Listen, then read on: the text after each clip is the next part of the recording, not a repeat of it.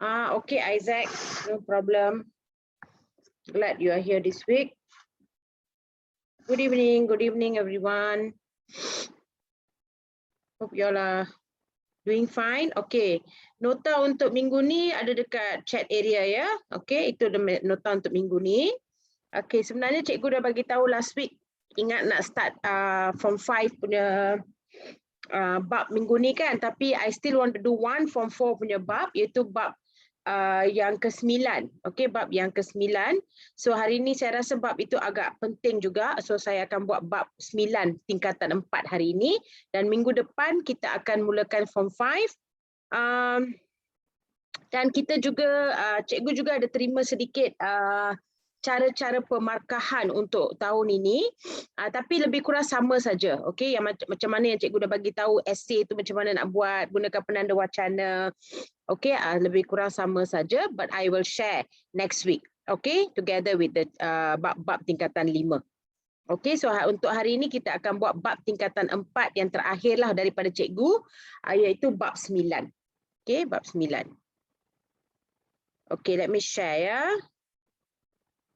Nota untuk minggu ni ada dekat chat area ya.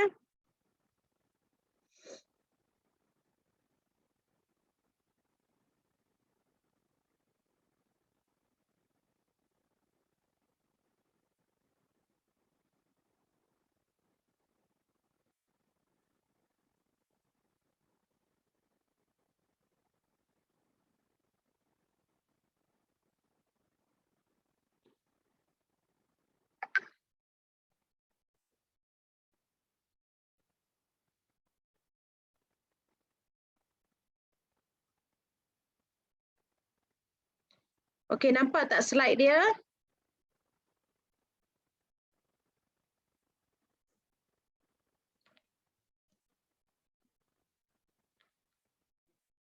Nampak Okey. Okey, good. So inilah topik ini agak penting untuk cikgu lah ya. Perlembagaan Persekutuan Tanah Melayu. Okey, so ini kita dah berarah ke arah kemerdekaan dan bagaimana mereka membuat, because last week kita dah tengok ke arah kemerdekaan kan. So sekarang kita tengok persediaan especially dari segi perlembagaan. Okey, Perlembagaan Persekutuan Tanah Melayu yang dibuat untuk berkerajaan sendiri. Okey, macam mana dia orang buat, siapa yang membuat, apakah perkara-perkara yang terdapat dalam perlembagaan ini. Kita akan tengok ciri-ciri dia dan sebagainya. Inilah perlembagaan yang dibuat dekat-dekat nak merdeka, dan perlembagaan ini masih diguna pakai sehingga hari ini. Alright, so topik ni agak penting. Okay. Alright, so let's move on. Okay, bab 9, Perlembagaan Persekutuan Tanah Melayu.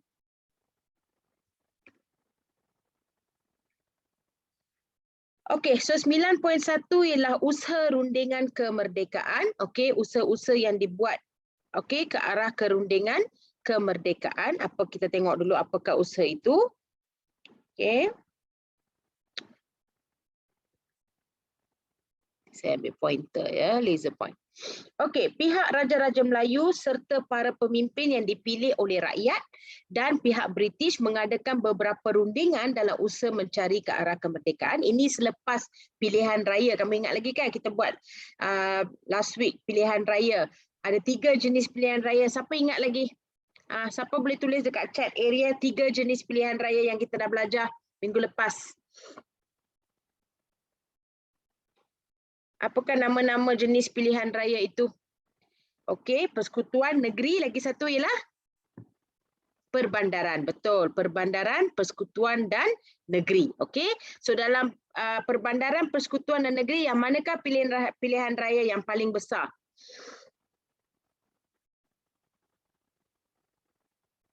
Yang manakah pilihan raya yang paling besar? Adakah perbandaran, negeri atau persekutuan?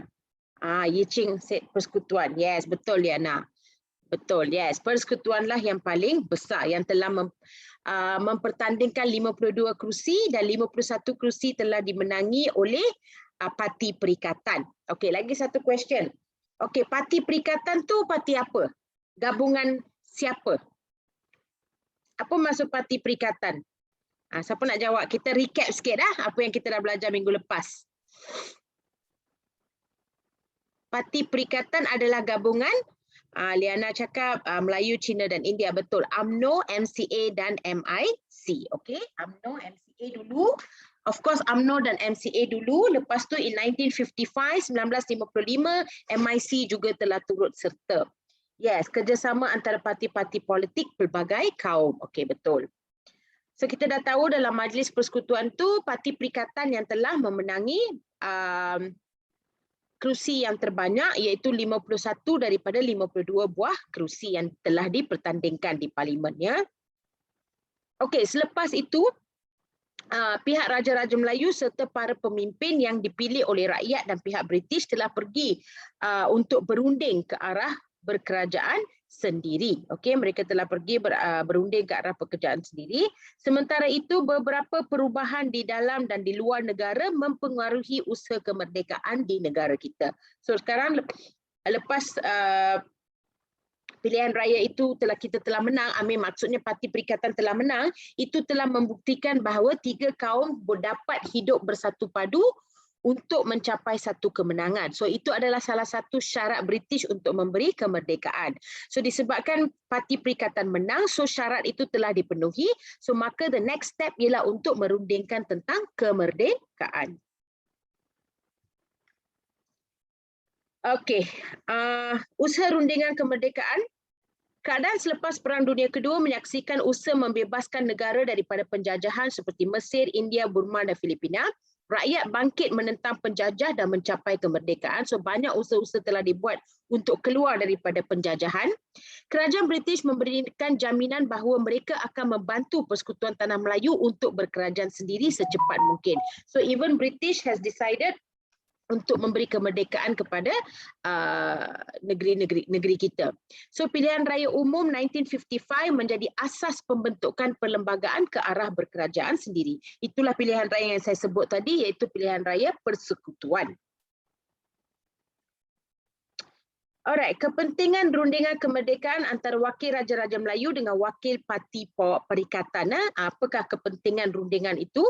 So kalau kamu tengok kat sini, sebanyak 10,000 orang dianggarkan menghantar rombongan kemerdekaan ke London di Tanjung Pagar, Singapura. So beberapa orang pemimpin Tanah Melayu telah berangkat ke London untuk berunding tentang kemerdekaan ini. Okay, so you can see gambar ni, dalam 10,000 orang dianggarkan menghantar rombongan kita untuk pergi ke London. Okay, so semua semangat untuk mendapatkan kemerdekaan. Okey, Tunku Abdul Rahman dan Wakil Raja-Raja Melayu menjelaskan perlunya misi rundingan di London bagi membincangkan hal keselamatan, hubungan British Tanah Melayu dan soal berkaitan dengan perlembagaan. So, Tunku Abdul Rahman dan Wakil Raja-Raja Melayu memang merasakan bahawa rundingan pergi ke London untuk berunding ni sangat-sangat penting. Bukan saja untuk mendapat kemerdekaan, tetapi juga untuk membincangkan banyak isu-isu lain. Because after 400 years, selepas 400 tahun kita akan merdeka. So ada banyak benda yang kita perlu siapkan sebelum kita merdeka. Okey, terutamanya perlembagaan negara. Faham tak apa maksud perlembagaan negara, kelas? Ni. Apa maksud perlembagaan negara? Siapa tahu? Anyone want to try? Especially tentang perlembagaan negara itu harus disettlekan sebelum kita merdeka. So apa maksud perlembagaan negara? Undang-undang tertinggi. Okay, correct. Subashini and Adriana. Yes. Undang-undang tertinggi negara. Yes. Because selama ini undang-undang itu berlandaskan kepada undang-undang barat. So sekarang kita nak merdeka, so kita kena ada undang-undang sendiri. So all that need to be straightened out, need to be clarified sebelum kita merdeka. So pasal itulah mereka pergi ke London untuk merundingkan kemerdekaan ini. Okey, inilah rombongan merdeka ke London. These are the people yang telah pergi ke London untuk berunding. Okey, ketika ini wakil Raja-Raja Melayu dan wakil parti perikatan mendapat sokongan segenap kaum tanpa mengira ideologi parti politik. Semua memang dapat sokongan penuh. Antara pihak yang menyokong perundingan ini termasuklah EEC Turai Singgam, wakil orang Ceylon. Okey, dia memang he is one of those yang betul-betul memberi support, memberi sokongan kepada rundingan ke London ini. Ketua Parti Rakyat iaitu Ahmad Bostaman, pemimpin Parti Negara, wakil Parti Buruh, wakil kaum Serani turut menyokong perundingan ini. Ahmad Bostaman menyeru agar rakyat menyokong usaha rombongan ke London ini. So bukan saja parti perikatan, parti-parti lain pun turut serta menyokong rombongan merdeka ke London ini. Okey, maksudnya mereka faham betapa pentingnya rombongan ini harus pergi ke London untuk berunding dengan pihak British. Okey, berunding dengan pihak British. Okey, so sangat penting. So all this rakyat, okey, raja-raja Melayu dan juga parti-parti daripada pemimpin-pemimpin daripada parti lain semua pun menyokong rombongan ke London ini. Okay, so who are the people? Siapa yang sebenarnya yang telah pergi ke London, yang telah mewakili tanah Melayu pergi ke London untuk berunding? Okay, these are the people. Dibahagikan kepada dua, satu wakil Raja-Raja Melayu dan satu lagi lah wakil Parti Perikatan. These are the people yang telah pergi ke London untuk berunding kemerdekaan, tentang kemerdekaan. Okay, anda wakil Raja-Raja Melayu ialah nombor satu Menteri Besar Perak, iaitu Datuk Panglima Bukit Gantang. Okay, Datuk Haji Wahab Abdul Aziz. Lepas tu Menteri Besar Selangor, Encik Abdul Aziz Abdul Majid. Menteri Besar Johor, Datuk Muhammad Syed Muhammad Said. Dan Menteri Besar Kelantan, Datuk Nik Ahmad Kamil Haji Mahmud. So these empat orang ni adalah wakil Raja-Raja Melayu. Okay, wakil Parti Perikatan pula ialah Tunku Abdul Rahman, obviously. Datuk Abdul Razak Hussein, H.S. Lee dan Dr. Ismail Abdul Rahman. Okay, so kalau kamu tengok ada 8 orang di sini yang telah berangkat ke London ataupun telah menyertai rombongan ke London. Okay, any questions so far class? Are you clear? Clear tak setakat ni? Ya, yeah? Okay, good. Kalau ada apa-apa soalan boleh tanya ya, letak dekat chat area. Okay. Inilah dia punya rombongan kelas. Kita tengok nombor 1 dulu. Tunku Abdul Rahman berangkat dari Kuala Lumpur ke Singapura dengan menaiki kapal terbang. Okey, dari Kuala Lumpur dia pergi ke Singapura dulu. Alright. And then nombor 2, pada 1 Januari 1956 pukul 5 petang, rombongan kemerdekaan telah menaiki kapal laut iaitu MV Asia terlepas dari pelabuhan Tanjung Pagar Singapura dengan membawa semangat merdeka. So dari Singapura pergi ke London naik kapal laut. Okey. Apa nama kapal laut tu ialah MV Asia. Okey. Lepas tu rombongan ini singgah di Karachi. Okey, sebelum sampai ke London, kapal ini singgah dulu kat Karachi, Pakistan. Okey, ni Karachi, Pakistan, disinggah kat sini. Kemudian dari sana mereka menaiki kapal terbang ke London. Okey, maksudnya dari KL ke Singapura naik kapal terbang. Okey, lepas tu dari Singapura pergi Karachi naik kapal laut. Lepas tu dari Karachi mereka menaiki kapal terbang pergi ke London. Alright. Dan rombongan ini tiba di London pada 14 Januari 1956. Okey, so ini adalah dia punya perjalanan ke London. Warna merah ialah perjalanan ke London kelas. Okey, kamu nampak dari kapal laut, lepas tu naik kapal terbang. Okey, yang warna merah ni perjalanan ke London. Lepas tu yang biru ni pula perjalanan pulang dari Kuala Lumpur. Perjalanan pulang ke Kuala Lumpur. Okey, perjalanan pulang ke Kuala Lumpur all the way is with flight. Okey, all the way naik kapal terbang. Okey. Alright, so ini merupakan perjalanan rombongan kemerdekaan ke London. Okey, are you clear dalam tentang perjalanan ni? Okey, quite simple lah. So I rasa you clear lah. Okey. Alright. Okey, perkara yang dirundingkan. Okey, lepas dah sampai kat Kuala Lumpur, kat London. Okey, lepas dah sampai kat London, okey, kita tengok pula apa perkara-perkara yang telah dirundingkan. Okey, pasal kita panggil ni sebagai rombongan merdeka. So, apakah perkara-perkara yang telah dirundingkan? Okey, dalam rundingan merdeka ini, segala perbincangan dihasilkan dalam satu laporan setebal 20 halaman. So dalam perundingan mereka tu semua ditulis, okay, black and white supaya ada bukti. So apa-apa yang dirundingkan tu semua dah ditulis elok-elok, dia ada dalam satu laporan yang tebal dalam 20 halaman, 20 pages. Misi rombongan dari Persekutuan Tanah Melayu ini juga berjaya mendapatkan persetujuan kerajaan British untuk memberi kemerdekaan kepada Tanah Melayu melalui satu perjanjian yang dikenali sebagai Perjanjian Kemerdekaan Tanah Melayu pada 8 Februari 1956. So salah satu perkara yang dirundingkan ialah untuk mendapatkan kemerdekaan. So because they reach London 14 Januari kan, lepas tu rundingan tu berlaku dalam masa beberapa minggu dan pada 8 Februari 1956 mereka dah dapat kata putus yang British akan memberi kemerdekaan. So dalam rundingan ini kedua-dua pihak bersetuju untuk membentuk satu suruhanjaya perlembagaan yang berperanan untuk merangka perlembagaan bagi negara kita. So bila dia orang dah kata British kata okeylah saya setuju untuk memberi kemerdekaan. So the next step ialah kita kena bersedia untuk kemerdekaan itu. So salah satu persediaan yang penting sangat ialah dengan mengadakan perlembagaan. So pihak British dan juga pihak Tanah Melayu kita ni telah bersetuju untuk membuat satu suruhanjaya perlembagaan. Apa suruhanjaya perlembagaan ni kena buat? Apa dia orang punya tugas? Mereka harus merangka satu perlembagaan yang lengkap untuk Tanah Melayu. Kerja mereka ialah untuk merangka satu perlembagaan yang lengkap untuk Tanah Melayu. Perkara yang dirundingkan dan disepakati di London.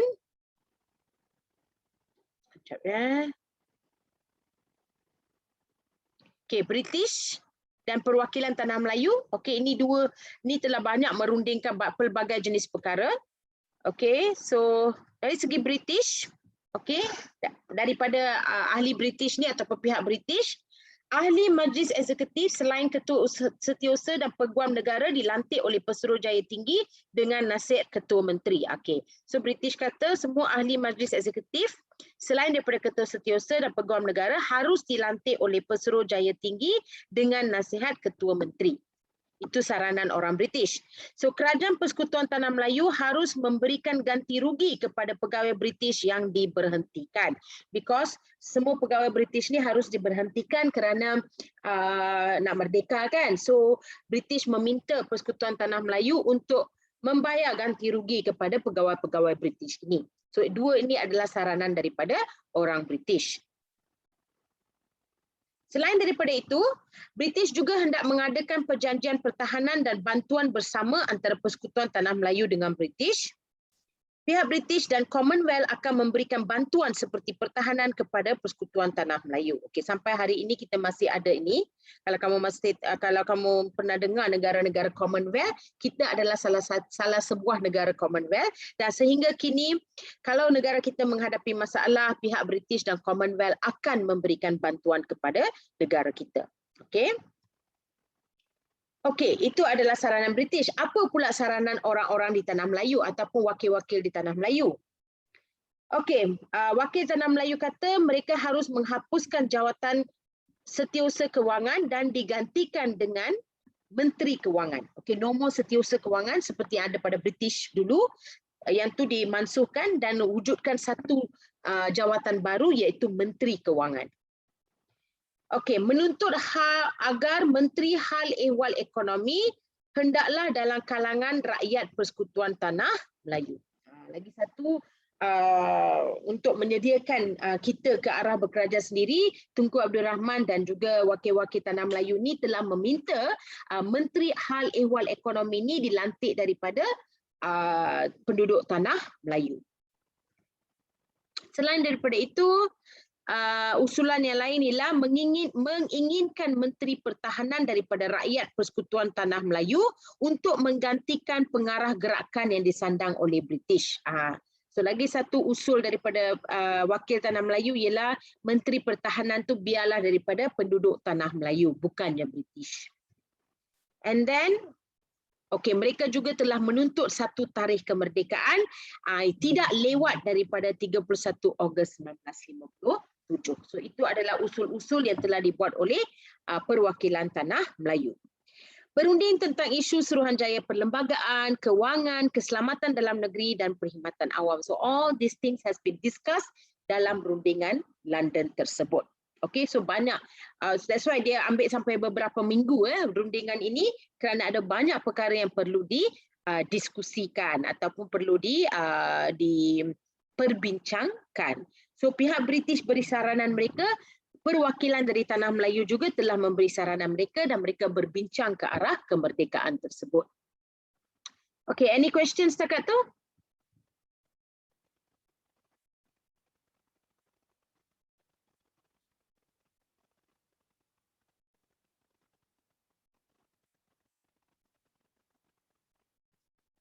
No question, all okay? All right. Okay, sambutan bersejarah di Melaka. Okay, bidang. Okay. Okay, sambutan bersejarah di Melaka. So lepas rundingan tu semua dah habis kelas, so wakil-wakil Tanah Melayu pun baliklah ke Tanah Melayu. Okay, untuk mengumumkan, okay, untuk mengumumkan keputusan rundingan tersebut. Dulu mana ada WhatsApp, email, social media semua tak ada. So penduduk Tanah Melayu kat sini kena tunggulah berhari-hari sehingga pemimpin mereka ni balik untuk bagi tahu jadi ke tak tarikh kemerdekaan tu, jadi ke tak British nak beri kita kemerdekaan. So nobody know, only the wakil-wakil Tanah Melayu yang pergi ke London sahaja yang tahu. So rakyat-rakyat di negara kita semua masih bersabar menunggu keputusan tersebut ya sampai mereka balik. Okey, Tunku Abdul Rahman dan rombongan Merdeka selamat tiba di lapangan terbang Batu Berendam Melaka. So mereka telah sampai ke Melaka. Okay, from London they took a flight to Melaka pada 20 Februari 1956.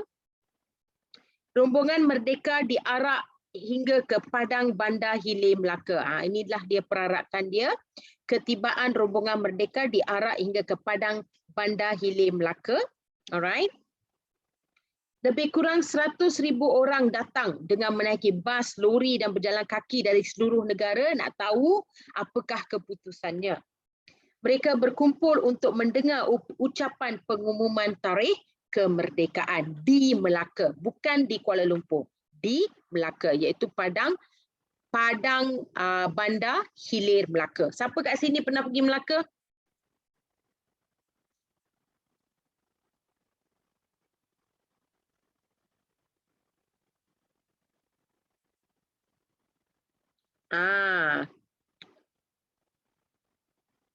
Okey, kalau pernah pergi Melaka, pernah tak pergi Padang Hilir ni? Okey, Padang Bandar Hilir dekat Kota Melaka ni. Okey, so that is where, okey, atas padang itulah ucapan pengumuman tarikh kemerdekaan telah dibuat pada tahun 1956. Okey, begitu bersejarah padang tersebut. Okey. Okey. Tunku Abdul Rahman memaklumkan bahawa melalui perjanjian kemerdekaan, negara kita akan diberikan kemerdekaan pada 31 Ogos 1957. So that's when he announced the tarikh kemerdekaan. Serentak dengan pengumuman itu, rakyat yang membanjiri Padang Bandar Hilir Melaka telah melaungkan perkataan merdeka dengan bergemuruh. Langkah menuju kemerdekaan ini memperlihatkan gandingan kesungguhan semua pihak. So bila Tunku Abdul Rahman mengumumkan perkataan ataupun tarikh kemerdekaan, so ramai rakyat-rakyat di situ menyeru nama merdeka, laungan merdeka dibuat, okey, dengan kuat dan begitu gembira. Alright. Inilah gambar Tunku Abdul Rahman memberikan isyarat kemerdekaan kini dalam satu genggaman. Okey, lantaran itu keputusan yang dipilih oleh pemimpin negara harus dihormati supaya keharmonian kekal. Okey, these are all the pemimpin-pemimpin yang telah memberi ucapan ya. Leong Yew Koh berucap di Padang Bandar Hilir Melaka, Ghaffar Baba mengetuai perhimpunan di Padang Bandar Hilir Melaka dan VT Sambenden menyambut kepulangan Tunku Abdul Rahman dengan kalungan bunga. So ini semua adalah aktiviti-aktiviti yang telah dibuat untuk menerima balik rombongan merdeka ini dengan penuh gembira kerana mereka dah tahu yang mereka boleh dapat kemerdekaan. Okay, now coming to the Suruhanjaya Perlembagaan. Okay, macam cikgu bagi tahu tadi. Okay, like what I said, that's now one of the most important discussion yang diorang buat dekat London ialah untuk merangka satu Suruhanjaya Perlembagaan. Dan Suruhanjaya Perlembagaan ini mempunyai satu tugas yang sangat penting, iaitu untuk merangka satu perlembagaan untuk negara kita sebelum kita merdeka. Alright? So, sekarang kita akan tengok 9.2 ya. Peranan Suruhanjaya Perlembagaan Persekutuan Tanah Melayu. Okey, berikutan persetujuan di London, maka pada 8 Mac 1956, setelah mendapat persetujuan Raja-Raja Melayu, Kerajaan British mengumumkan pembentukan Suruhanjaya Perlembagaan Persekutuan Tanah Melayu. Okey? Atau Suruhanjaya itu dinamakan Suruhanjaya REID, R-E-I-D. Okey, gariskan. Suruhanjaya ini memulakan tugasnya pada akhir bulan Jun 1956. So they are given timing, okey, untuk habiskan perlembagaan itu. Mereka boleh bermula, okey, mereka memulakan tugas mereka pada Jun 1956.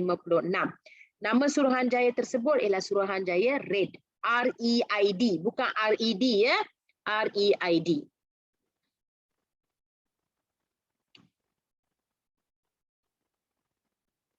Okey. Antara tugas Suruhanjaya ini termasuklah membincangkan, menyusun dan merangka Perlembagaan Persekutuan Tanah Melayu. So mereka kena bincang dulu. Okey, pasal perlembagaan tu memang dah ada, tapi yang dibuat oleh British. Kita kan guna perlembagaan British masa kita merdeka, masa kita dijajah. So sekarang mereka kena tukar perlembagaan itu kepada satu perlembagaan yang merdeka, kerana kita bukan lagi di bawah jajahan British. So mereka kena membincangkan isu-isu dalam perlembagaan tersebut, menyusun semula isu-isu itu dan merangka satu Perlembagaan Persekutuan Tanah Melayu.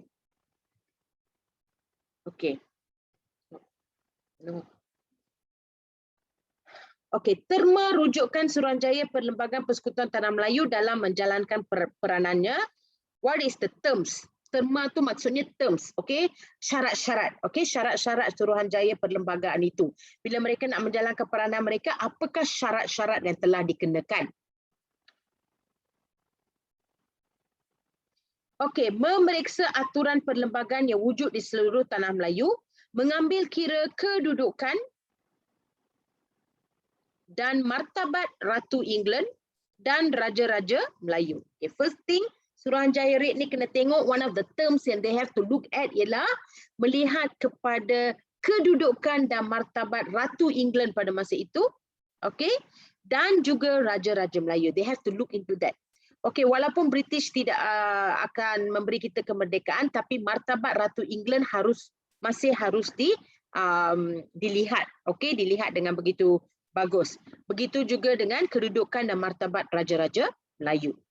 Okey, memberikan cadangan terhadap Perlembagaan Persekutuan sebagai unit tunggal, bebas dan berkerajaan sendiri dalam lingkungan Commonwealth berdasarkan demokrasi berparlimen dengan 2 Dewan Perundangan. So kalau kamu tengok dari segi undang-undang Dewan Perundangan tu, we still follow the British style. Kita ada Dewan Rakyat dan Dewan Negara. Ada banyak British style tu, style British yang kita masih kekalkan dalam perlembagaan baharu kita. Okay, so these are some of the terms. Okay, syarat-syarat. Satu, kita kena lihat kepada kedudukan dan martabat Ratu England dan juga Raja-Raja Melayu. Selain daripada itu, kita juga kena memberi cadangan perlembagaan persekutuan ini adalah sesuatu yang unik, tunggal dan berkerajaan sendiri, serta mesti ada ciri-ciri demokrasi berparlimen. Okay, so we still follow the British style, iaitu demokrasi berparlimen. Okay, selain daripada itu, tema yang ketiga, mewujudkan kerajaan pusat yang kuat dengan kerajaan negeri yang mempunyai otonomi tertentu. Mesti ada 2 kerajaan, satu kerajaan pusat, satu kerajaan negeri. In English we say federal dan state. Okay, federal dan state. Okay, federal government and state government. Okay, sampai hari ini kita ada benda yang sama. Kita ada kerajaan persekutuan, kita ada kerajaan negeri. Setiap negeri mempunyai kerajaan negeri dia sendiri. Contohnya Selangor, Selangor kita ada kerajaan negeri kita sendiri. Tapi kita juga masih patuh kepada syarat-syarat dari kerajaan persekutuan. Okey, so ada 2 jenis kerajaan.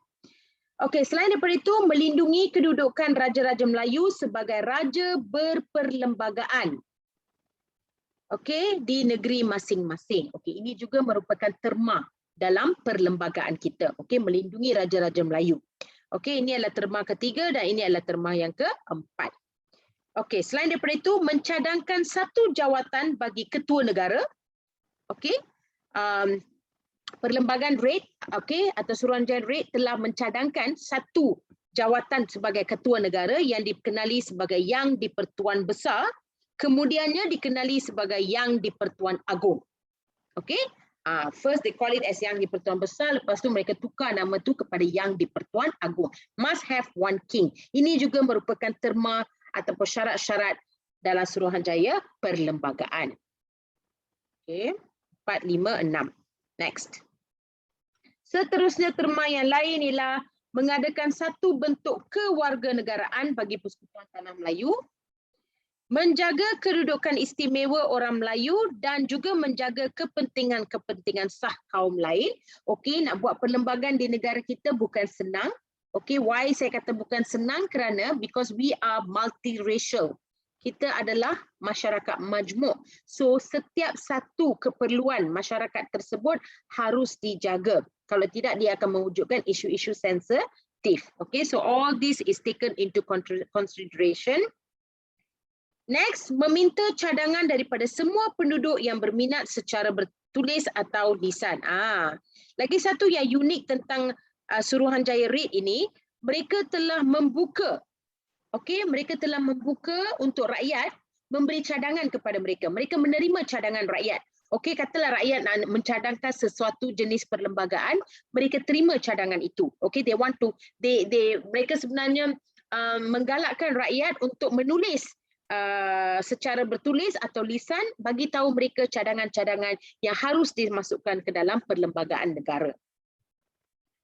Suruhanjaya ini menerima memorandum bertulis daripada pelbagai pihak untuk diteliti. Memorandum itu pun merupakan sejenis cadangan.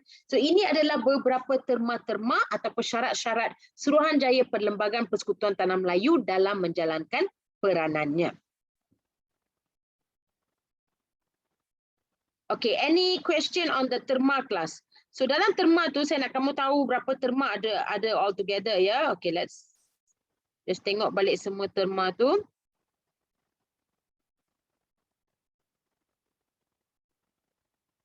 Ini boleh wujud dalam essay question. Dia orang boleh tanya kamu essay dalam bentuk essay ya, terma-terma ni. So ada 1, 2, 3, 4, 5, 6, 7, 8, 9. Okey. 9 terma. Okey, 9 terma perlembagaan Persekutuan Tanah Melayu. So boleh keluar dalam bentuk essay. Okay. Any question on the terma class? Okay, Subashni, cikgu terma ni kena hafal berapa? Okay, depending on the essay question lah. Okay, kadang-kadang of course the maximum of essay question is 8 markah, right? So kalau kamu boleh ingat 4, kamu boleh bagi huraian kepada 4 isi tu pun okay. Okay, but to be more nak lagi selamat, ingatlah 5 hingga 6. Okay, 5 hingga 6 kamu dah ingat, lepas tu kamu bagi huraian here and there, boleh dapat markah penuh. Alright. Okay, Subashini has got a question. Teacher, at this time before the kemerdekaan and Suruhanjaya RAID, Singapore already keluar from Tanah Melayu, right? Belum. Actually, Singapore is a different thing. Okay. Now, Singapore is not considered as Tanah Melayu yet, even during the British time, because Singapore comes under Negeri Selat, right? Dan kalau kamu tengok dalam Malayan Union pun, 2 negeri selat dimasukkan ke dalam Tanah Melayu, iaitu Pulau Pinang dan Melaka. Singapore selalu diasingkan oleh British. Okey, selalu diasingkan oleh British. Kenapa Singapore diasingkan? Kerana kemungkinan Singapore memberi satu ia ditumpukan sebagai satu pusat perdagangan yang utama untuk British. So British normally won't touch Singapura. Okay, it's because Singapura tu macam satu pelabuhan penting dan digunakan untuk perdagangan. Okay, so bila kita kata tanah Melayu tu, Singapore tu memang diasingkan even during the British time, walaupun it is considered under negeri-negeri Selat. Okay, Subhashini. So bila Singapore masuk tanah Melayu ialah apabila mereka nak membentuk Malaysia. Tanah Melayu lain, tanah Melayu kita merdeka. Tanah Melayu merdeka pada tahun 1957, 31 Ogos 1957. Okay, then after a few years,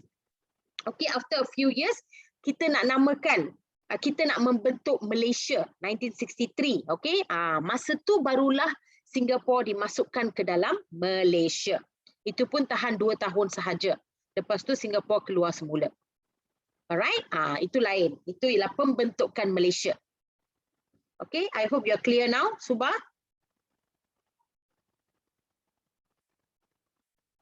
Okay, any other questions class sebelum saya masuk gerak kerja ni? Okay, terma tu kamu dah clear? Dalam topik ini terma agak penting, gerak kerja lagi satu ialah subtopik yang penting dalam bab ini. Terma perlembagaan persekutuan dan juga gerak kerja. Okay, ni semua ialah subtopik yang agak penting. Okay. Alright. Okay, kita tengok pula gerak kerja Suruhanjaya Perlembagaan Persekutuan Tanah Melayu. Okay, meneliti kedudukan perlembagaan bagi negeri dalam persekutuan menghadap Raja-Raja Melayu, Menteri Besar, Penasihat British dan Pegawai Negeri. Okay. Mereka juga bermesyuarat dan melawat negeri Melayu serta negeri-negeri Selat. So now mereka nak mulakan kerja mereka. Okay, kamu dah tahu, kamu dah faham terma-terma dia. You already know apakah syarat-syarat yang dikenakan untuk membuat peranan ni. After that, Suruhanjaya Red ni telah meneliti kedudukan perlembagaan bagi negeri dalam persekutuan. Mereka juga telah mengadap Raja-Raja Melayu, dah dapatkan idea daripada Raja-Raja Melayu. Mereka juga telah bersembang dengan Menteri Besar, Penasihat British dan Pegawai Negeri. They take all these ideas, okay? And then mereka juga bermesyuarat dan melawat negeri Melayu serta negeri-negeri Selat. So Suruhanjaya Red ni di peranan dia sangat tinggi, bukan senang nak buat perlembagaan. Mereka harus pergi negeri-negeri Melayu ini to see for themselves. Okay, to see for themselves apakah yang dikehendaki oleh rakyat-rakyat di situ. Okay, so semua itu harus diteliti, dibincang, barulah boleh menulis satu perlembagaan yang mantap. Okey, mengadakan persidangan. Okey, selepas dah pergi semua, dah dapatkan banyak isi, mereka mengadakan persidangan untuk membincangkan pelbagai isu. Lepas tu sebanyak 118 perjumpaan dibuat dari bulan Jun hingga bulan Oktober 1956 tu mereka telah buat 118 perjumpaan. Okey, so apa yang mereka buat dalam perjumpaan tu, mereka mengkaji dan membuat laporan serta cadangan membentuk perlembagaan bagi sebuah negara yang merdeka. 118 times.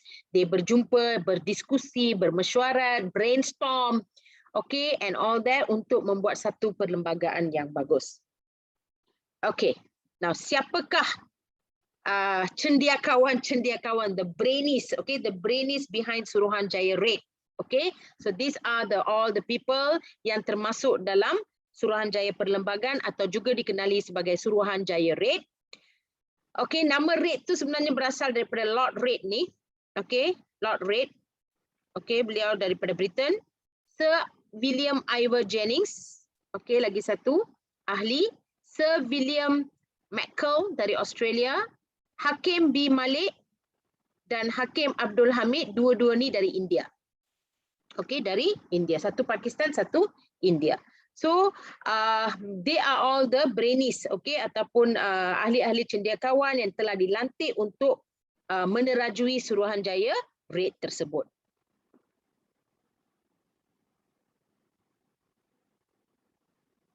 Okay, sekarang kita masuk kepada 9.3, langkah penggubalan perlembagaan Persekutuan Tanah Melayu yang merdeka. Okay. So before I masuk sini, saya nak recap balik. Okay, so Suruhanjaya Red ni kelas, ada ahli-ahli di tertentu. Mereka ada tema-tema tertentu dan mereka ada gerak kerja yang tertentu. Okay, tema-tema tu mereka dah tengok apakah terms and condition yang mereka boleh buat. Mereka juga mereka juga terbuka kepada idea-idea daripada rakyat dan raja-raja Melayu. Mereka menerima memorandum. Memorandum maksudnya idea ataupun ialah idea daripada rakyat. Okey, lepas tu dari segi gerak kerja, mereka telah pergi ke banyak negeri-negeri Melayu, mereka telah buat banyak perjumpaan, mereka telah bercakap dengan Raja Melayu, dengan menteri, dengan pelbagai rakyat di sini untuk mendapatkan lebih banyak idea sebelum mereka menggubal perlembagaan di tanah Melayu. Are you clear setakat tu?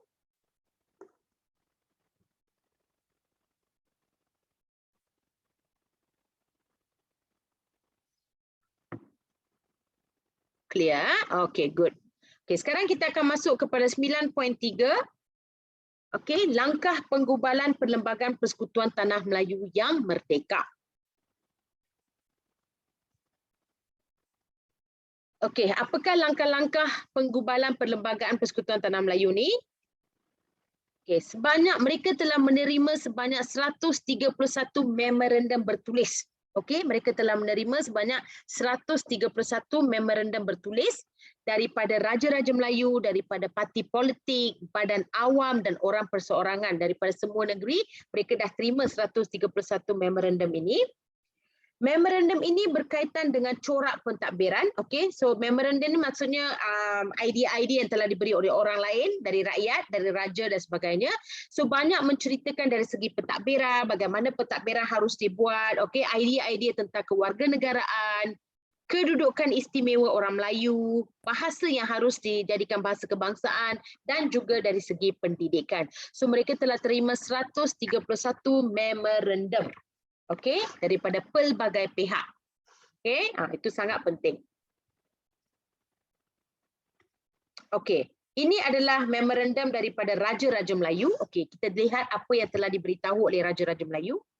Raja-Raja Melayu mengemukakan memorandum baginda sendiri, antaranya baginda mencadangkan supaya persekutuan yang merdeka mempunyai seorang ketua negara yang dinamakan Yang di-Pertuan Agong. Dan Yang di-Pertuan Agong ini harus dipilih oleh Raja-Raja Melayu. Okey. Tempoh jawatan yang dicadangkan untuk setiap agung ini ialah 5 tahun. Yang di-Pertuan Agong boleh meletakkan jawatan dengan persetujuan majlis-majlis raja. Okey, itu adalah beberapa cadangan daripada pihak Raja-Raja Melayu. Mereka kata kita ada satu ketua tu namakan Yang di-Pertuan Agong dan tempoh setiap satu Yang di-Pertuan Agong ialah 5 years. Every 5 years kena tukar agungnya. Okey, memang ini diterima sampai hari ini kita ada perlembagaan ini dalam undang-undang kita. Okey, lagi satu, Raja-Raja Melayu ini harus melindungi kedudukan istimewa orang Melayu dan juga kepentingan sah kaum lain. Okey, itu adalah tanggungjawab raja-raja tersebut. Okey, ini adalah memorandum daripada Raja-Raja Melayu. Awak faham tak apa maksud memorandum ni? Adakah siapa yang masih tak faham apa maksud memorandum? Do you understand what's the meaning of memorandum?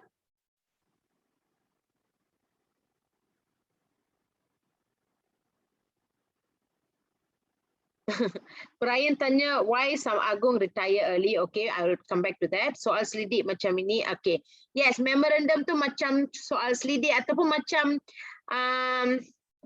idea. Okay, cadangan. Yes, cadangan. Yes, correct. Okay, Brian say why some raja they retire early. Okay, there are few reasons that could be their own personal reason. Okay, actually mereka boleh berkhidmat selama 5 tahun. Okay, maybe they have some personal reason they want to retire early. Okay, draft perlembagaan, yes, Ketong boleh dikatakan sebagai draft perlembagaan. Kita ambil memorandum tu ada 131 cadangan yang telah diberi oleh Raja-Raja Melayu, pihak-pihak lain dan sebagainya. They take all that and then they will buat satu draft. Okay, so ini adalah cadangan-cadangan daripada Raja-Raja Melayu. Okay, next. Ni pula adalah memorandum daripada pihak politik, parti politik dan pihak awam. Pihak awam macam rakyat biasa ya. Banyak telah mempersoalkan tentang kewarganegaraan, bahasa dan pendidikan. Okay, dari segi soal kewarganegaraan, okay, Parti Perikatan telah menyuarakan cadangan melalui memorandum yang dinamakan Testament amanah politik perikatan. Semasa menyediakan memorandum ini terdapat perbezaan pandangan tentang isu jus soli dalam parti perikatan. Okay, so they want to clear it off tentang prinsip jus soli itu. So terdapat beberapa pihak dalam UMNO yang menolak pemberian kewarganegaraan jus soli. So Dewan Perniagaan Melayu memohon mengetatkan soal-soal kewarganegaraan. Persatuan Dewan Perniagaan Cina Semelaya menggesa Suruhanjaya membuat peruntukan bagi kewarganegaraan menerusi kelahiran, dan masyarakat India menuntut kedudukan kewarganegaraan mereka diteliti. So soal kewarganegaraan ialah satu soal yang sangat sensitif. So Suruhanjaya Red telah meneliti betul-betul cadangan-cadangan yang telah dibuat. So dengan itu maybe prinsip jus soli itu telah ditolak dan kewarganegaraan dibuat berasaskan tempat kelahiran, like what we have today. Kalau kamu dilahirkan di sini, you are automatically warga negara Malaysia. Okay. Oh, apa ciri jus soli? Okay. Log E. Okay, if you want to know further ciri jus soli, I think I have already talked about jus soli during our bab Malayan Union. Okay, masa saya buat Malayan Union tu saya dah bagi tahu apakah syarat-syarat jus soli. Jus soli ada banyak cara untuk mendapat kewarganegaraan, tak semestinya awak lahir di sini, tapi kalau awak dah tinggal kat sini beberapa tahun pun boleh dapat kemerdekaan. Kewarganegaraan, dan banyak lagi cara-cara lain untuk mendapat kewarganegaraan dengan senang. Okay, so prinsip jus soli was easier to get a citizenship di Malaysia, tapi perkara itu telah diperketatkan sekarang. Okay. You can recheck balik dalam bab Malayan Union. Okay. Okay, masyarakat Serani mahu hak mereka dipertahankan. So as I told you just now, untuk Tanah Melayu memang susah kita nak buat perlembagaan kerana kita ada pelbagai bangsa. So setiap bangsa itu harus diteliti dengan betul-betul supaya tak ada isu-isu sensitif yang wujud. Okay, itu dari segi soal kewarganegaraan. Okay, what about soal bahasa dan pendidikan? Memorandum daripada MCA iaitu Parti Politik Orang Cina menuntut supaya semua sekolah yang ada daripada aliran bahasa Inggeris atau vernacular perlu diteruskan. So mereka meminta sekolah-sekolah bahasa Inggeris dan juga sekolah-sekolah vernacular. Okey, apa maksud sekolah vernacular? Can anyone tell me? Sekolah beraliran bangsa. Okay, sekolah mengikut bangsa sendiri seperti sekolah Cina, sekolah Tamil, sekolah Melayu, okay, itu adalah sekolah vernacular. So mengikut MCA, they want sekolah vernacular dan juga sekolah bahasa Inggeris diteruskan. Memorandum juga mencadangkan supaya semua sekolah kebangsaan mempelajari bahasa Inggeris, Melayu, Cina dan Tamil. Itu adalah saranan daripada MCA. Okay. Suruhanjaya Perlembagaan Persekutuan Tanah Melayu telah mengeluarkan draft perlembagaan. So after looking into all these 131 memorandum, now Suruhanjaya Red have to do a draft. You know what is the meaning of draft, right? Just like you lah, bila kamu nak buat karangan, okay, kadang-kadang kamu kena buat rangka dulu kan? Okay, pendahuluan saya nak tulis apa, isi saya nak tulis apa, huraian saya nak tulis apa, kesimpulan saya nak tulis apa penanda wacana saya nak guna. Okey, kamu buat rangka karangan dulu kan? Macam tu jugalah sini. Sebelum buat perlembagaan yang betul, dia orang kena buat draft dulu.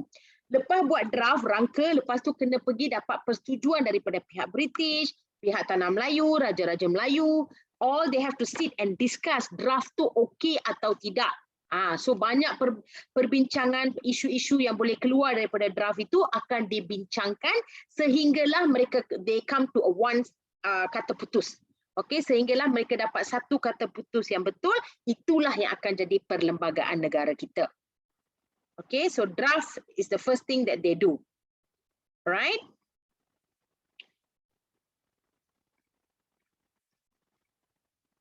Okey, meneruskan sistem kerajaan persekutuan dengan negeri mempunyai kuasa tertentu. So these are some of the ciri-ciri dalam draft. Okey, mereka ada kerajaan persekutuan dan kerajaan negeri. Sistem kewarganegaraan berasaskan jus soli kepada semua yang lahir di Tanah Melayu sahaja. Maksudnya siapa yang lahir di Tanah Melayu automatically akan menjadi warga negara Malaysia. Kedudukan istimewa orang Melayu akan diteruskan. Raja-raja diterima dengan konsep raja berperlembagaan, dengan seorang yang di Pertuan Agong dipilih sebagai bagi Persekutuan Tanah Melayu. Sebuah parlimen dengan dua majlis mesyuarat iaitu Dewan Negara dan Dewan Rakyat akan dibentuk. Ini adalah dalam draft perlembagaan. Okey, selain daripada itu, So ini adalah few things yang ada dalam draft. Okey. Okey, satu tentang kerajaan, mesti ada dua kerajaan, persekutuan dan negeri. Lagi satu tentang hal kewarganegaraan, hal-hal kedudukan istimewa orang Melayu. Lepas tu ada konsep raja perlembagaan dan ada yang di Pertuan Agong. Dan dalam parlimen mesti ada dua, iaitu Dewan Rakyat dan Dewan Negara. So these are some of the draft yang telah ditulis oleh Suruhanjaya Red. Now kita akan tengok kepada reaksi orang tentang draft ini. Okey, reaksi terhadap draft perlembagaan. Okey. Terdapat ahli UMNO yang tidak bersetuju dengan konsep Jusoli kerana bimbang kedudukan istimewa orang Melayu akan tergugat. So walaupun draft tu dah keluar tetapi ada juga golongan UMNO yang tak setuju. Dia tak begitu setuju untuk memberikan kewarganegaraan kepada semua yang lahir di sini. Okey, kerana mereka takut kedudukan istimewa orang Melayu akan tergugat. Selain daripada itu, agama Islam mestilah diakui sebagai agama rasmi. Alright, dan bahasa Melayu dijadikan sebagai bahasa rasmi. So itu adalah beberapa reaksi terhadap perlembagaan Persekutuan Tanah Melayu. Maksudnya ahli UMNO tak begitu setuju, ada yang tak setuju. Okey. Lepas tu mereka nak Suruhanjaya Red tambah tentang agama Islam boleh dijadikan sebagai agama rasmi dan juga tambah yang bahawa bahasa Melayu akan dijadikan sebagai bahasa rasmi. Okey. Datuk Onn Jaafar dari Parti Negara telah menolak syarat kewarganegaraan yang longgar. Okey, Datuk Onn Jaafar pula lain. Okey, dia menolak syarat kewarganegaraan yang longgar. Okey. Hal ini mendorong Parti Negara PAS dan Parti Rakyat mengadakan kongres pada 4 Mei 1957 hingga 7 Mei 1957 untuk membincangkan draft perlembagaan ini. So ada golongan-golongan pemimpin negara kita yang tak setuju dengan draft awal, the first draft, they are not so happy about it. So banyak perbincangan yang telah dibuat. Parti PAS pula mengkritik soal kewarganegaraan. Bateri pun dah lupa. Okey. Parti PAS pula mengkritik soal kewarganegaraan yang dianggap tidak menjaga kepentingan orang Melayu dan mahu kedudukan agama Islam menjadi asas pemerintahan negara. Ini pula daripada Parti PAS. Okey, mereka rasa macam draft pertama tu macam tak bagus sangatlah. Okey, dan mereka rasakan kedudukan orang Melayu dan agama Islam tergugat. Okey. So menuntut bahasa Melayu dijadikan sebagai bahasa rasmi. Okay, selain daripada itu, terdapat juga sebahagian daripada pertubuhan masyarakat Cina ingin menjadikan bahasa Mandarin sebagai bahasa kebangsaan. Ada juga golongan orang Cina yang nak menjadikan bahasa Mandarin pula sebagai bahasa kebangsaan. So this kind of issue semua dah mula keluar. Sementara itu, MIC mahukan syarat kewarganegaraan dan penggunaan bahasa Tamil diberikan perhatian. So banyak isu-isu sensitif yang telah keluar selepas melihat kepada draft pertama daripada Suruhanjaya Red. Okay, so apa kena buat? What is the next step?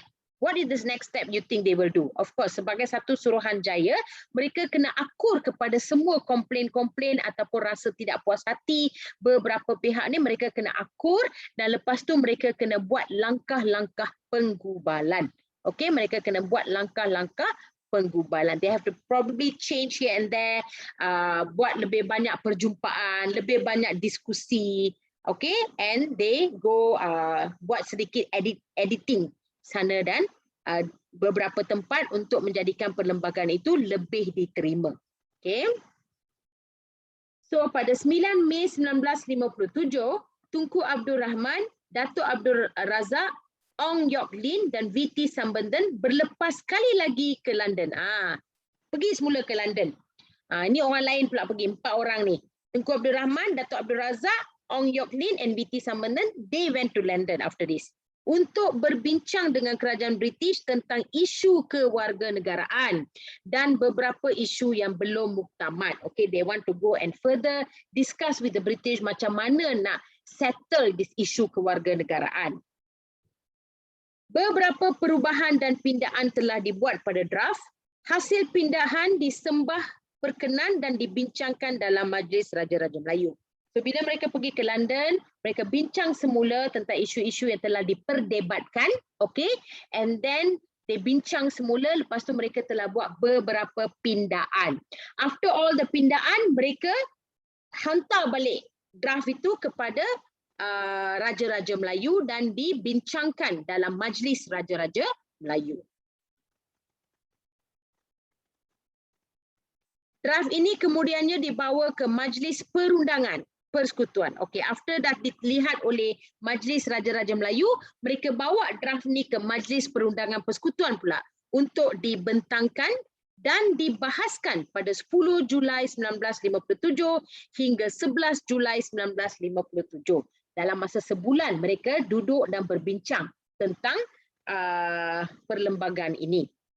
Draft Perlembagaan Persekutuan Tanah Melayu akhirnya diluluskan oleh Parlimen British di London dan kemudiannya diluluskan oleh Majlis Perundangan Persekutuan pada 27 Ogos 1957.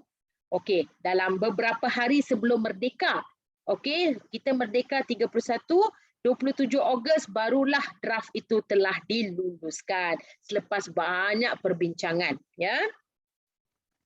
Dengan lulusnya rang undang-undang ini, maka Perlembagaan Persekutuan Tanah Melayu 1957 berkuat kuasa secara rasminya pada 31 Ogos 1957.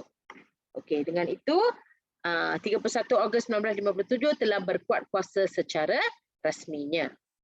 Okey, any questions setakat tu kelas? Kongres tu macam mesyuaratlah satu kumpulan. Okey, like a persatuan. Okay, like a persatuan. Itu adalah kongres. So what's the difference between Dewan Negara dan Rakyat? Oh, there's a lot of difference between Dewan Negara dan Dewan Rakyat. Okay, that one I think we will be discussing during our 1.1 of the topic. Okay, Dewan Negara, Dewan Rakyat ni ada perbezaan. Ahli-ahli ni pun ada perbezaan. Yang kita pilih melalui pilihan raya, pemimpin-pemimpin yang kita pilih melalui pilihan raya adalah pemimpin-pemimpin dalam Dewan Rakyat. Okey, Dewan Negara ni ahli-ahli dia dilantik oleh Yang di-Pertuan Agong. Okey? So this one all comes under demokrasi berparlimen. Okay, they have their own duty. Oh, so that if Dewan Negara, right? So they will write as what? Because that Dewan Negara, their representatives didn't have their own place, right? Like clan, and then. No. That's why I say, ahli Dewan Negara ni dilantik oleh Yang di-Pertuan Agong. Bukan melalui kawasan, bukan melalui pilihan raya. Okay. Okay? Yang pilihan raya yang kita pilih tu setiap 5 tahun tu adalah ahli Dewan Rakyat. Okay. Right? Okay. So memang mereka Dewan Rakyat dengan Dewan Negara ni, mereka mempunyai peranan mereka masing-masing. They have their own job to do. Okay. All right. Any other questions setakat ni?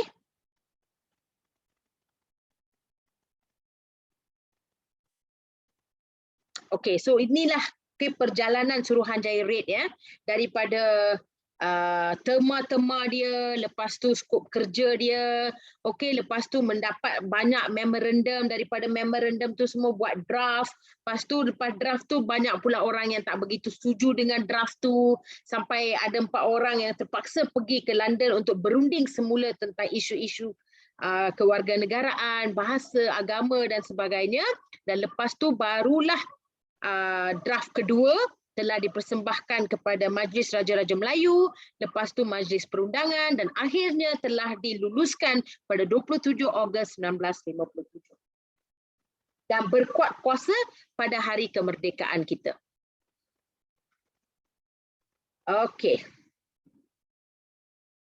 Okay, now we look at the Perjanjian Persekutuan Tanah Melayu. Okay, dalam usaha membentuk Perlembagaan Persekutuan Tanah Melayu 1957, satu perjanjian telah ditandatangani juga pada 5 Ogos 1957 yang dinamakan Perjanjian Persekutuan Tanah Melayu.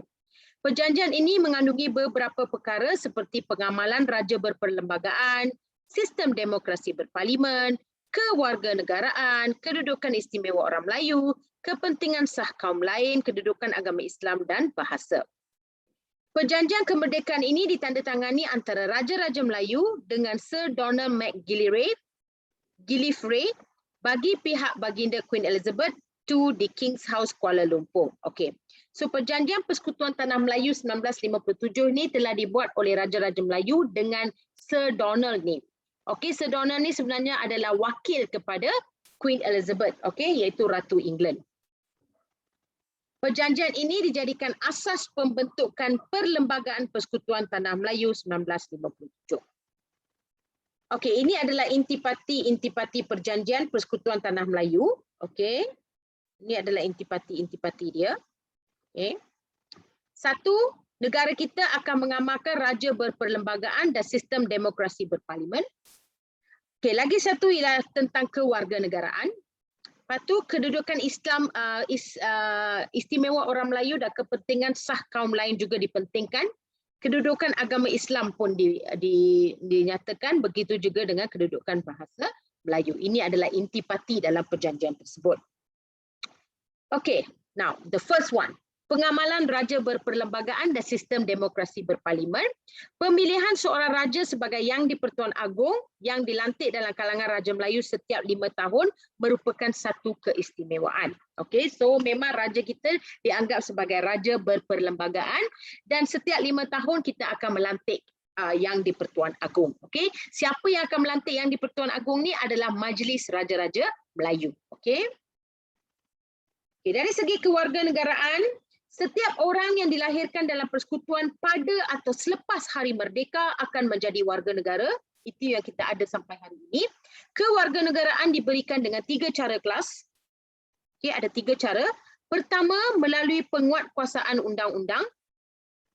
Okay, maksudnya, okay, kamu lahir selepas 31 Ogos 1957, siapa-siapa yang lahir di Tanah Melayu ni automatik. Okey, secara penguatkuasaan undang-undang secara automatik menjadi warga negara Malaysia. Okey. Kedua, memohon didaftarkan sebagai rakyat. Dan ketiga, memohon untuk menukar kewarganegaraan atau naturalisasi. Alright. So yang kedua, memohon didaftarkan sebagai rakyat, ini adalah untuk orang yang memohon untuk menjadi warga negara Malaysia. Boleh pohon. Okey, they can pohon untuk menjadi warga negara Malaysia tetapi mempunyai syarat-syarat tertentu. Yang ketiga, memohon untuk menukar kewarganegaraan. Okey, ada orang contohnya mungkin dia warga negara Indonesia. Okey, contohnya, lepas tu dia nak tukar kepada warga negara Malaysia. Itu juga merupakan satu cara untuk menjadi warga negara Malaysia. Okey, ini semua ada syarat-syarat tertentu. Okey, perkara ini semua boleh dilihat dalam Perlembagaan Persekutuan 1957. Everything is written there very clearly. Okey, kedudukan istimewa orang Melayu dan kepentingan sah kaum lain. Perjanjian Persekutuan menjaga kedudukan istimewa orang Melayu. Walaupun semua rakyat Persekutuan Tanah Melayu mempunyai hak serta kewajipan yang sama, rakyat keturunan Melayu diberikan beberapa keutamaan dengan mengambil kira status mereka sebagai rakyat asal Tanah Melayu. So mereka mempunyai beberapa kedudukan istimewa.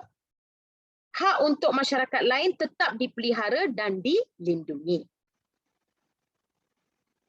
Kedudukan agama Islam, agama Islam sebagai agama persekutuan dan agama lain boleh diamalkan. Alright?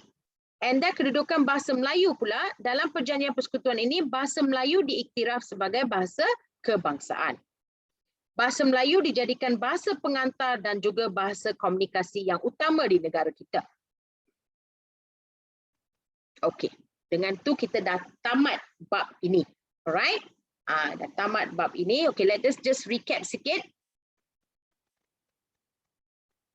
Okey, kita recap sikit apa yang kita dah belajar. Okey, so kita settle bab 9. Okey, so first thing, okey, kamu dah belajar tentang rundingan kemerdekaan. Okey, kamu dah nampak kenapa kita pergi ke kenapa mereka pergi ke London untuk berunding. Okey, untuk dapat kata putus adakah kita diberi kemerdekaan atau tidak. Alright, so ini adalah geng-geng yang telah pergi ke London, rombongan merdeka ke London. Okey, ada 8 orang altogether yang telah pergi ke London untuk lawatan yang pertama, rundingan yang pertama. And this is how they pergi. Okey, masa pergi tu sampai Karachi naik kapal laut, lepas tu naik kapal terbang, masa balik terus naik kapal terbang sampai ke Melaka. Okey. And then perkara-perkara yang dirundingkan di sana, ada banyak perkara yang dirundingkan, and one of the important one ialah menubuhkan Suruhanjaya Red. Okey, menubuhkan Suruhanjaya Red untuk membuat perlembagaan. Okey, British ada saranan-saranan dia tertentu, Tanah Melayu pun ada saranan-saranan dia yang tertentu. Okey, so mereka duduk dan berbincang. Joyce stay. I think you have to unmute, mute your mic, Joyce.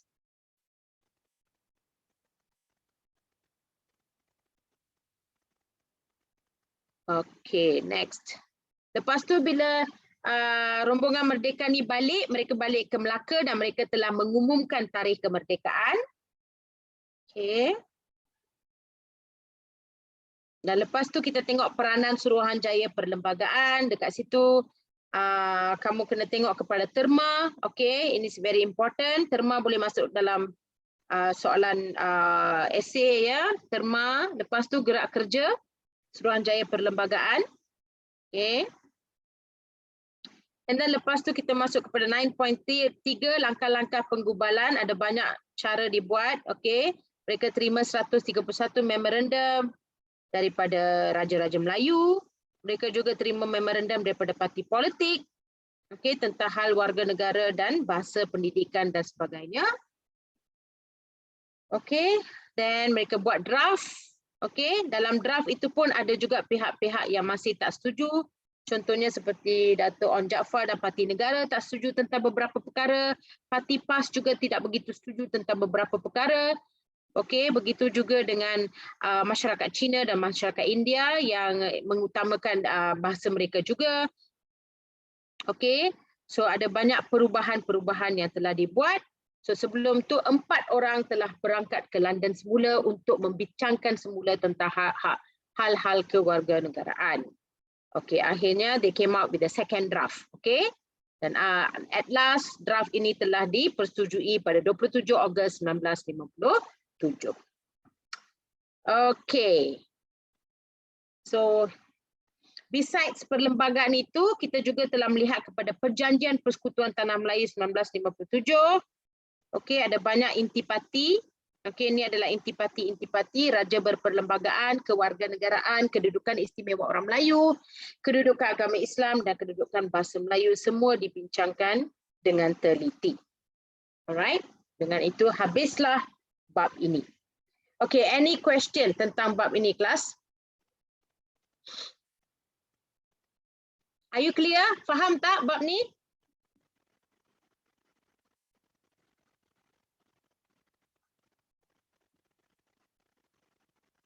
Okay, yes, Isaac.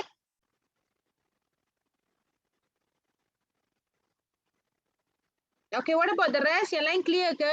Clear. My house seems noisy a bit. Oh, okay.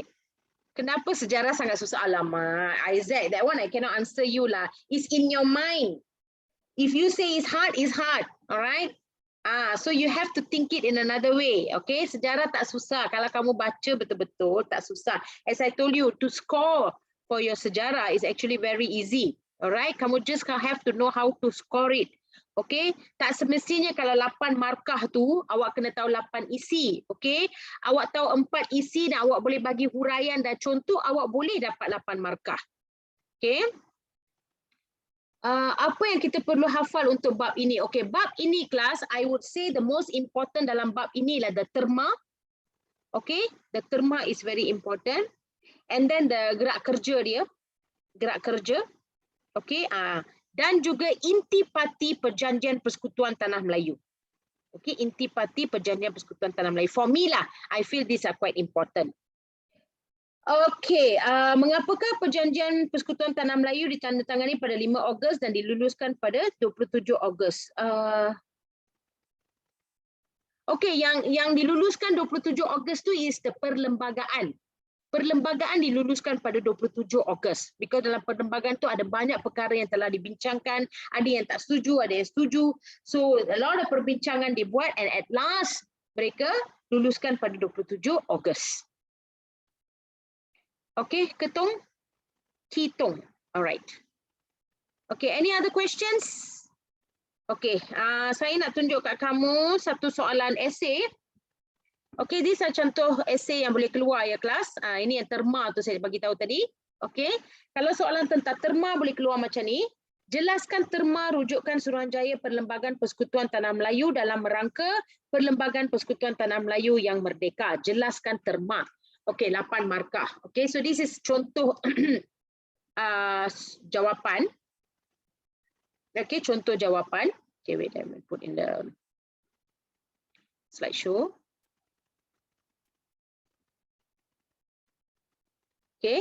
So it can be like this. Terma rujukan Suruhanjaya Perlembagaan Persekutuan Tanah Melayu ialah memeriksa aturan perlembagaan, 1 markah, dan mengambil kira kedudukan dan martabat Ratu England dan Raja-Raja Melayu, 1 lagi markah. Selain itu mewujudkan kerajaan pusat, 3 markah. Kerajaan negeri pula mempunyai autonomi tertentu, lagi 1 markah. Seterusnya perlembagaan persekutuan berdiri sebagai unit tunggal, bebas dan berkerajaan sendiri, 1 lagi markah. Di samping itu kedudukan Raja-Raja Melayu dilindungi, 6. Next, kedudukan orang Melayu juga dipelihara. 7. Akhirnya mencadangkan satu jawatan bagi ketua negara. 8. Okey, 8 markah kat situ. Tapi sebelum dapat 8 markah tu, your marker will also see kamu guna tak kata tugas yang betul di awal ayat dan penggunaan penanda wacana. Jangan lupa dan gunakan ayat yang lengkap. Jangan lupa. Alright. Itu untuk soalan 1. Okay, all these are inside the slides. You can use these slides for your rujukan. Alright. Okay, soalan yang kedua, gerak kerja. Okay. Okay, soalan gerak kerja can be like this. Gerak kerja Suruhanjaya Perlembagaan Persekutuan Tanah Melayu penting dalam membentuk sebuah negara yang sejahtera. Alright. Buktikan pernyataan di atas. Lagi sekali. Gerak kerja Suruhanjaya Perlembagaan Persekutuan Tanah Melayu penting dalam membentuk sebuah negara yang sejahtera. Buktikan pernyataan di atas. Ini awak kena buktikan. Okay, ini adalah contoh jawapan saya. Gerak kerja Suruhanjaya Perlembagaan Persekutuan sememangnya penting dalam membentuk sebuah negara yang sejahtera. Okay. So you kena bagi tahulah pasal disuruh buktikan kan. So awak kena bagi tahu. Okay. Penting atau tidak. So kalau penting bagi tahu penting. Okay. Sememangnya penting. Sebuah negara yang sejahtera dengan meminta cadangan daripada, sorry, there's a lot of typo error. Saya cepat-cepat nak buat tadi ya. Cadangan daripada semua penduduk yang berminat. Okey, 1. Selain itu menerima memorandum bertulis daripada pelbagai pihak, 2. Seterusnya meneliti kedudukan perlembagaan bagi negeri dan persekutuan, 3. Mereka juga bermesyuarat dan melawat negeri-negeri Melayu dan negeri Selat, 4. Persidangan telah dibuat untuk membincangkan isu, 5. Misalnya 118 perjumpaan diadakan, 6. Akhirnya mengkaji dan membuat laporan, 7. Serta cadangan akhirnya mengkaji 1 dan juga membuat laporan, lagi 1. So all in ada dalam 8 markah kat situ. Okey, 8 markah kat situ. Itulah gerak kerja. All these answers are there in the slides. Okey, dalam slideshow tu dah tulis dah kan tadi. Kita dah belajar tentang gerak kerja. Apakah gerak-gerak kerja mereka? Just write that one in the essay form. Gunakan ayat yang penuh. Gunakan kata tugas yang betul di depan dan gunakan penanda wacana. Of course, some of it you have to remember. Yes, that remember part you have to remember lah. Okey, kena hafal sikit. Tapi untuk topik ini, gerak kerja penting, terma penting. Kalau ejaan saya salah macam ni, marker. Okay, okay, that one depending on the marker lah. Okay, selalunya ejaan dari segi nama orang, nama tempat, jangan salah lah. Okay, jangan salah. Okay, alright. Okey, cikgu, maksudnya perlembagaan juga termaktub dalam perjanjian PTM. Okey, perjanjian PTM tu termasuk dalam perlembagaan. Yes, correct. Hitung. Yes, it's together. Okay, whatever is inside the PTM is in the perlembagaan. PTM ada 2, kamu jangan lupa ya. PTM ada 2 Persekutuan, Perjanjian Persekutuan Tanah Melayu ni ada 2. Satu in 1948. Kamu ingat tak masa kita belajar bab Malayan Union? Lepas Malayan Union, bila ramai pembesar menentang Malayan Union, mereka mewujudkan Persekutuan Tanah Melayu. Ingat tak?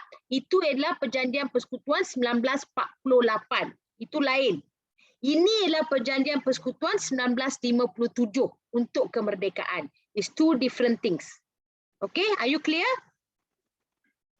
PTM ni ada dua. 1948 itu ialah untuk menentang Malayan Union. Ini 1957 ialah untuk merdeka. Jangan confuse benda tu. Okay. Okay, so ini adalah contoh soalan esei untuk gerak kerja kelas. Okay, gerak kerja. Okay, terma dah, gerak kerja dah. Okay, soalan seterusnya. Okay, pada pendapat anda, mengapakah Suruhanjaya Perlembagaan Tanah Melayu mendapatkan pandangan, sorry ya, banyak sangat error. Pelbagai pihak untuk merangka Perlembagaan Persekutuan. Ini soalan kebat. Okey, soalan kebat ditanya, pada pendapat anda, mengapa Suruhanjaya Perlembagaan ini mendapatkan banyak pandangan orang? Kenapa mereka minta memorandum, mereka minta pandangan daripada pihak-pihak lain untuk membuat perlembagaan ini? Why? Why do they do that? Kenapa mereka guna strategi macam ini? Apa pendapat anda? So untuk ni cikgu dah bagi satu jawapan. Suruhanjaya telah mendapatkan pendapat pelbagai pihak untuk membentuk perlembagaan agar kestabilan negara terjamin supaya kita terima pendapat rakyat. Selain itu, untuk menjamin taat setia rakyat, rakyat akan memberi ketaatan yang penuh untuk mengekalkan identiti negara Malaysia kalau idea mereka diterima. Seterusnya, menjamin hak asasi dan kebebasan rakyat, misalnya kerjasama dan kesepakatan antara kerajaan persekutuan dan kerajaan negeri akan wujud. Hak istimewa orang Melayu juga terjamin dan akhirnya untuk mengekalkan kedaulatan negara. Ini adalah jawapan daripada cikgu. Okey, tapi ini juga merupakan jawapan pendapat anda sendiri. Okey, tapi as long as the pendapat is logic, so you will definitely get marks. Alright.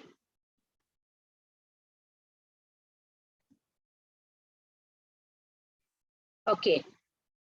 Okay, next. Ini adalah beberapa contoh soalan-soalan lain yang boleh keluar untuk bab ini. Ini cikgu tak sediakan jawapan. Okay. Tapi these are some of the contoh-contoh soalan yang boleh keluar untuk bab ini. Ya. Mengapakah Suruhanjaya Perlembagaan Persekutuan Tanah Melayu ditubuhkan? Okay. Apa peranan perlembagaan ini sebenarnya? 4 markah. Terangkan peranan gerak kerja. Lagi sekali soalan gerak kerja ni cikgu utamakan ya, quite penting. Dan untuk soalan kebat, bagaimanakah langkah yang boleh kita lakukan untuk menghargai perlembagaan negara? Gunakan pengetahuan sejarah anda dan juga pengetahuan anda. Okey, pengetahuan sejarah maksudnya kamu boleh petik daripada buku sejarah, atau pengetahuan ialah daripada pendapat kamu sendiri macam mana kita nak menghargai perlembagaan negara kita. Okey, ini adalah beberapa soalan struktur, kamu boleh cuba buat. Okay, and then if you want to show to me next week, bolehlah cikgu akan give maybe about 10 to 15 minutes just to bincangkan soalan-soalan ni. Okay, rajin-rajin buatlah. Ya, cuba buat especially on the gerak kerja dan juga soalan kebat ni. Lagi sekali ya, cikgu nak tekankan soalan kebat is marked, okay, akan diberi markah secara holistik. So soalan kebat ni kamu kena buat bagi isi huraian, okey, dan juga jangan lupa inference. Okey, jangan lupa inference. Alright, sebagai kesimpulan. Okey, itu penting untuk soalan kebat. Alright.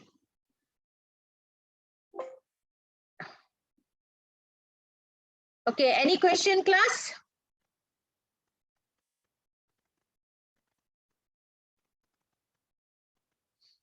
Okay, so dengan ni kita dah habislah bab-bab tingkatan 4. So next week, sebelum cikgu start bab 5, cikgu akan buat lagi sekali recap macam mana nak buat esei, okay, macam mana nak buat soalan struktur, okay, recap semula sebelum kamu lupa, okay, macam mana kita nak dapat skor benda-benda ni. Alright, kita akan buat lagi sekali sebelum saya masuk kepada bab tingkatan 5. Okay, so pelajar-pelajar yang miss the first session tu, mungkin boleh join balik lah minggu depan. Okay, any last questions untuk minggu ni? Sorry.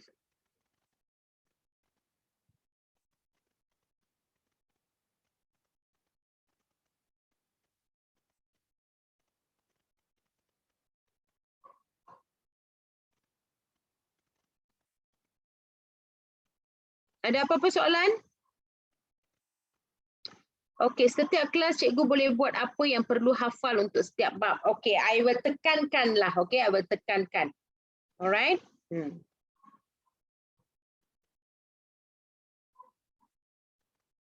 Okey, saya akan bagi tahulah. Okey, how to remember the name who go to London. Okay, how to remember the names who goes to London. Ya, saya faham nama-nama tu agak panjang. Okay, selalunya soalan macam tu tak akan keluar dalam essay. Probably it will come out in struktur. Maybe awak boleh ingat 2-3 nama. Okay, and then dalam objektif. Alright, dalam objektif. Okay, jaranglah dia nak tanya dalam essay. Okay.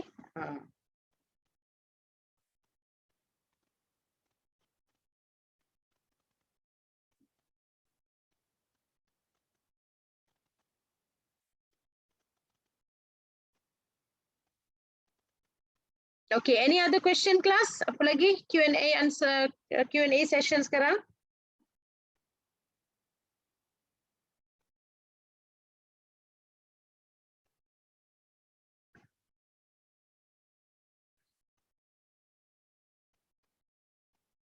Tak ada.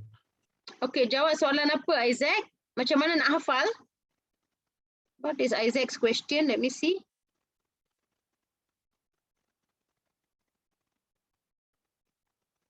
Oh, okay, okay. Sorry Isaac, I didn't see. Cikgu kalau dah siap boleh bagi cikgu check. Boleh, boleh, boleh. Can.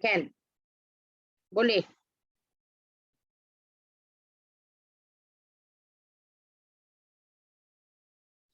Boleh, no problem.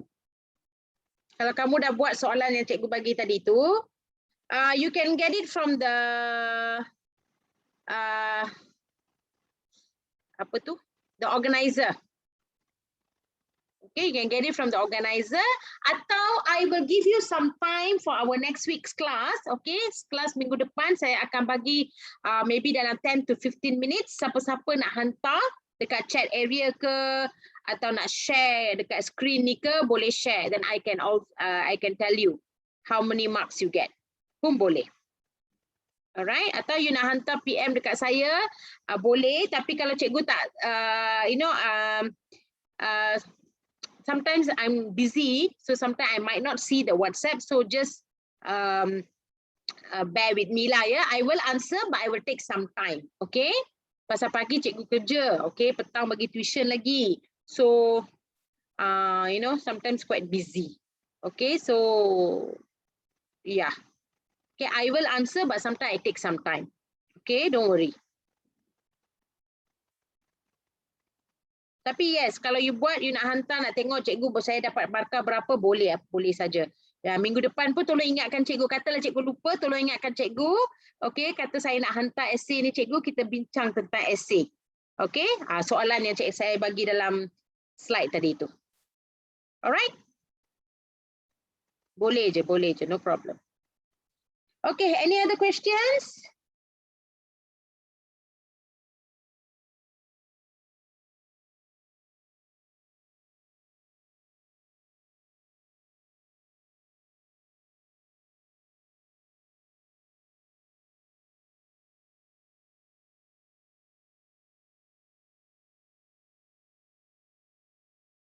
Okay, alright, okay. Kenapa? Oh, ada lagi satu pe. Kenapa masa rombongan ke London perlu singgah di Karachi? Okay, maybe that is because of the flight. Okay, dulu bukan macam sekarang. Sekarang flight is everywhere. Dulu maybe penerbangan tu ada di punya hard dia. Okay, so that is why they have to do that. Okay, berapakah perenggan yang kita hendak tulis untuk esei ketika SPM? Okay, satu isi satu perenggan boleh tulis. Okay, satu isi satu perenggan. Teacher, wish me luck for next week sejarah exam. Oh, awak ada sejarah exam kat sekolah ke? Okay. All the best. Let me know how did it go.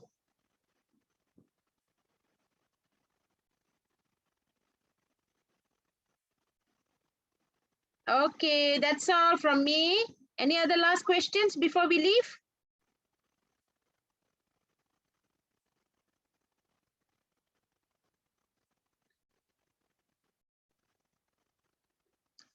Okay, thank you everyone. So I see you next week, yeah?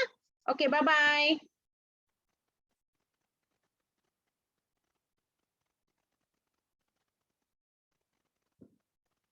Thank you, see you, bye-bye.